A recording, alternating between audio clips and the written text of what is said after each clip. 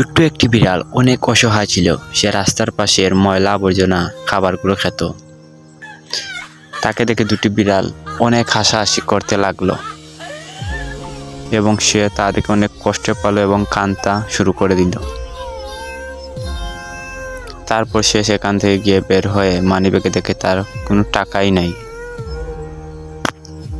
তারপর সে গিয়ে একটি হোটেলেও কাজ করা শুরু করে দিল। তারপর সেই হোটেলে তাকে অল্প অল্প করে কিছু টাকা দিতে থাকলো। তারপর সে ফল বিক্রি করা শুরু করে দিল এবং ফল বিক্রি করেও কিছু সে টাকা উপার্জন করলো।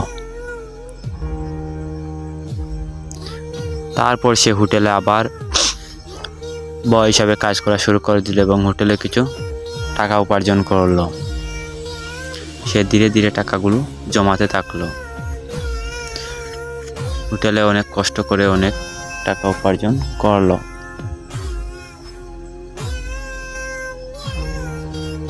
তারপর সে হোটেলের এই ঝাড়ু টাড়ু এগুলা দিত, হোটেল পরিষ্কার করে রাখতো।